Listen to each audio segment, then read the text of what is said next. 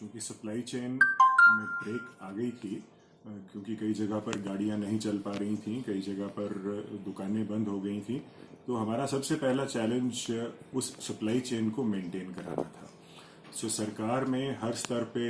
चर्चा करने के उपरांत और दूसरी सरकारों से, प्रदेश की जो पड़ोसी सरकारें हैं उनसे बात करके, भारत सरकार के संबंधित मंत्रालयों से बात करके हमने ये सुनिश्चित करवाया कि जो राशन की सप्लाई चेन बरकरार रहे। हमें इस बात का संतोष है प्रदेश में,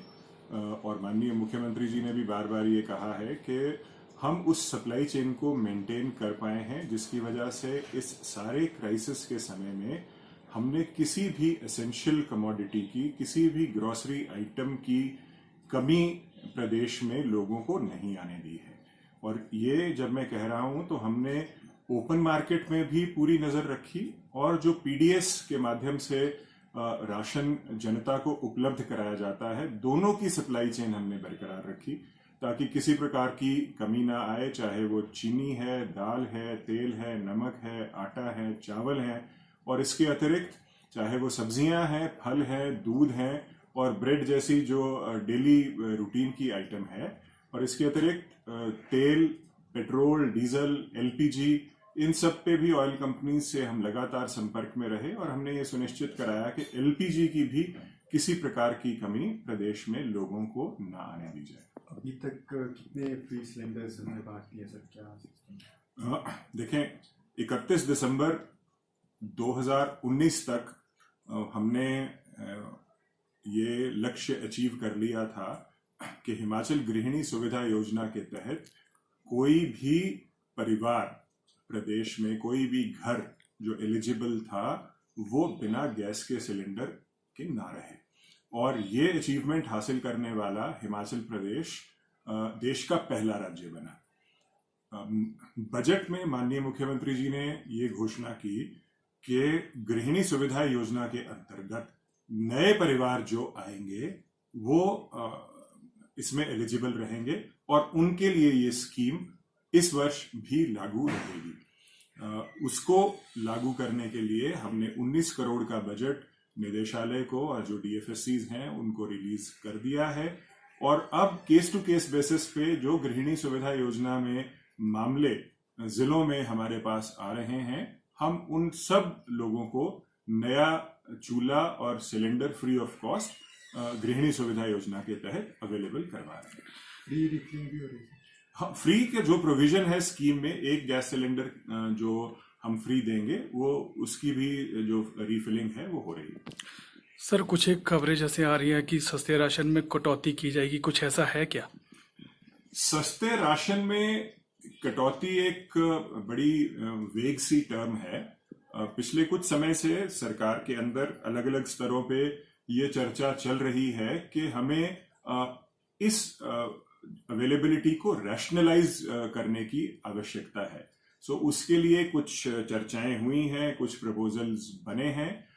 मामला हम प्रदेश कैबिनेट की बैठक में आगे रखेंगे और उस पे जो निर्णय उस समय आएगा उससे आपको अवगत कराएंगे। सर, जो एपीएल जो टैक्स पेयर हैं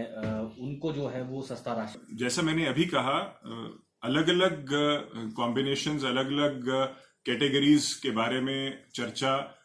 सरकार के विचाराधीन है और हम उस पे काम कर रहे हैं। सरकार का मोटे तौर पर यह मानना है कि जो गरीब लोग हैं उन्हें हमें बेनिफिट्स देने चाहिए, लेकिन कुछ कैटेगरीज ऐसी होती हैं जो बड़ी आसानी से अफोर्ड कर सकते हैं, और वहां पे हम वर्कआउट कर रहे हैं कि किस प्रकार से हम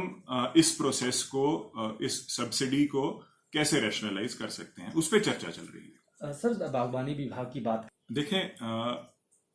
नुकसान जो बेसिकली बागवानों को फेस करना पड़ रहा है वो पिछले एक माह के भीतर जो अनप्रेसिडेंटेड किस्म का मौसम रहा है, पिछले एक माह में वर्षा भी हुई है, ओलावृष्टि भी हुई है, सो उसकी वजह से डेफिनेटली नुकसान हुआ है। सो हमने अपने सारे फील्ड फंक्शनरीज को हिदायतें दे रखी हैं और हमारे पास डेली बेसिस पे जो लॉस की फिगर्स हैं बागवानी क्रॉप्स की वो आ भी रही हैं, और उसे हम प्रदेश सरकार के माध्यम से जो भारत सरकार का मंत्रालय है उसके साथ टेकअप भी कर रहे हैं। जहां तक सवाल चेरी और दूसरी फसलों का है,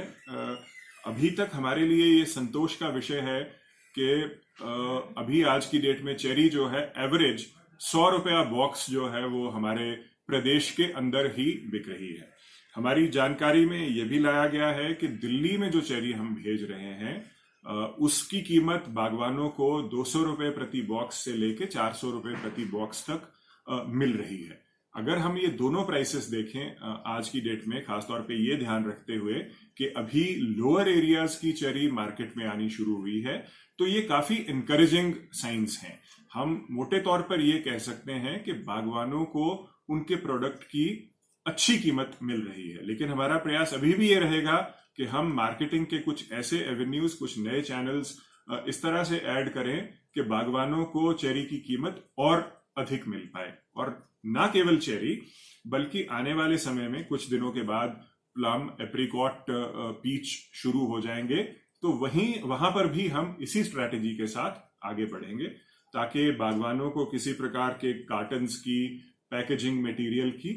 और ट्रांसपोर्टेशन एवं मार्केटिंग रिलेशंस और उससे रिलेटेड इश्यूज पे कोई समस्या ना आए। हम